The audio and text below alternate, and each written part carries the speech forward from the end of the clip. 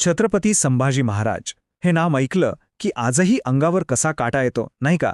आजच्या या विशेष विश्लेषणामध्ये आपण एका अशा असामान्य ऐतिहासिक व्यक्तिमत्वाचा वेध घेणार आहोत, ज्यांचा वारसा फक्त ते कसे जगले यावरच नाही, तर त्यांनी मृत्यूला कसे हरवले आणि मृत्यूला कसे आव्हान दिले यावर आधारलेला आहे. हा तो इतिहास आहे जो अफाट धैर्याची आणि पराक्रमाची साक्ष देतो. इतिहास फक्त तलवारीने लिहिला जात नाही, कधी कधी तो रक्ताने लिहिला जातो. हे वाक्य खरंच अंगावर शहारे आणतं. हा फक्त एक विचार नाही, तर एका महान योद्ध्याच्या प्रचंड त्यागाची आणि धैर्याची ती एक जिवंत साक्ष आहे. आपण एका अशा योद्ध्याबद्दल जाणून घेत आहोत, ज्याने आपले संपूर्ण जीवन मातृभूमीसाठी आणि स्वाभिमानासाठी हसत हसत समर्पित केले. स्वराज्याचा योद्धा. जन्मापासूनच शूरवीर असलेला हा योद्धा, हा प्रवास नक्की सुरू कसा झाला ते आता पाहूया. 14 मे 1657. पुरंदरची ती पवित्र भूमी. याच दिवशी या मराठ्यांच्या सिंहाचा जन्म झाला. हे केवळ एक तारीख नाहीये, तर एका जाज्वल्य इतिहासाची ती सुरुवात होती. विचार करा, अगदी लहान वयापासूनच त्यांच्याकडे बुद्धिमत्ता, अफाट शौर्य आणि नैसर्गिक नेतृत्व गुणांचा असा एक अफलातून संगम होता, जो खऱ्या अर्थाने दुर्मिळ मानला जातो. शूरवीर आणि विद्वान, एक अत्यंत अद्वितीय राजा. त्यांच्या व्यक्तिमत्वाचा हा दुहेरी पेहलू खरोखरच थक्क करणारा आहे.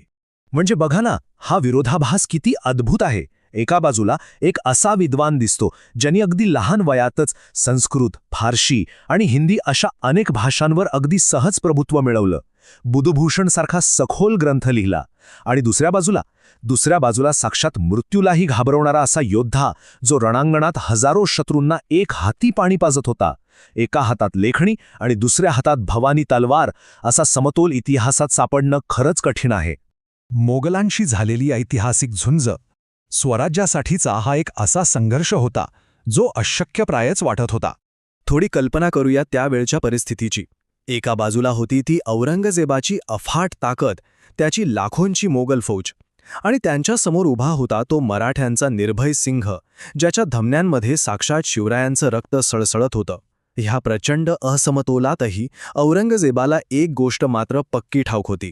जोपर्यंत संभाजी महाराज जिवंत आहेत, तोपर्यंत हे स्वराज्य जिवंत आहे. महाराजांच्या अस्तित्वातच स्वराज्याचा प्राण दडलेला होता. अमर बलिदान आणि कधीही न झुकणारा अभिमान. इथून पुढे जो इतिहास घडला, तो वाचताना आजही डोळे पाणावतात. जेव्हा अमानुष छळ आणि असंवेदनशील अत्याचारांची परिसीमा गाठली गेली, धर्म बदलण्याचा प्रस्ताव समोर ठेवून प्रचंड दबाव आणला गेला, तेव्हा महाराजांनी काय केलं असेल? त्यांनी तो प्रस्ताव एका सेकंदात धुडकावून लावला. प्रचंड शारीरिक वेदना आणि असह्य छळ सहन करूनही त्यांनी आपला आत्मा कधीही विकला नाही, किंवा कोणत्याही दबावाखाली ते किंचितही झुकले नाहीत.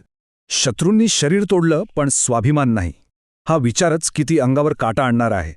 भौतिक शरीराचे अक्षरशः लचके तोडले गेले, पण महाराजांच्या हातला तो प्रखर स्वाभिमान आणि बाणेदारपणा, तो मात्र कोणीही ओरबाडू शकले नाही. हेच ते अढळ धैर्य आहे, ज्याचं वर्णन शब्दात करणं शक्य नाही. अत्याचाराची तर अक्षरशः परिसीमा गाठली गेली होती. डोळे गाडले, पण स्वराज्याचं स्वप्न नाही. साक्षात मृत्यू समोर आवासून उभा असतानाही हिंदवी स्वराज्यासाठी त्यांच्या मनात धगधगणारी ती गर्जना कुणीही दाबू शकलं नाही. दृष्टी हिरावून घेतली असेलही, पण स्वराज्याचं ते भव्य स्वप्न शेवटच्या श्वासापर्यंत शाबूत होतं. आजच्या पिढीसाठी प्रेरणा. या महानायकाकडून आणि त्यांच्या अद्वितीय बलिदानातून आपण आज काय शिकायचं? या महानायकाच्या जीवनातून आपण काही अत्यंत महत्त्वाची मूल्य नक्कीच घेऊ शकतो. पहिलं म्हणजे संकटांसमोर कधीही न झुकणं. दुसरं, आपला धर्म आणि स्वाभिमानासाठी अगदी खंबीरपणे उभं राहणं. तिसरं म्हणजे फक्त शौर्यच नाही, तर ज्ञानाचीही कास धरणं.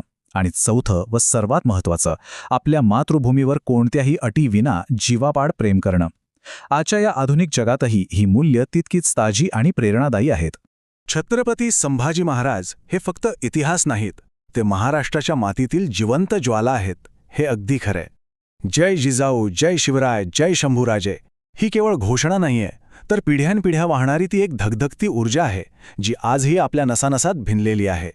धर्मासाठी जगले, स्वराज्यासाठी मरण पत्करलं, अशा या धर्मवीर छत्रपती संभाजी महाराजांना विनम्र अभिवादन. अमर वारसा मागे ठेवणं म्हणजे नक्की काय, याचं याहून दुसरं चांगलं उदाहरण असूच शकत नाही. महाराजांचा हा त्याग येणाऱ्या असंख्य पिढ्यांसाठी एक न विझणारी मशाल बनून राहील. पण जाता जाता एक प्रश्न नक्की पडतो. जेव्हा जेव्हा आपण स्वातंत्र्याचा आणि स्वाभिमानाचा विचार करतो तेव्हा आपण स्वतःला विचारलं पाहिजे, काय आपण या जिवंत ज्वालेचा वारसा पुढे नेण्यास खरोखरच पात्र आहोत? यावर नक्की विचार करा.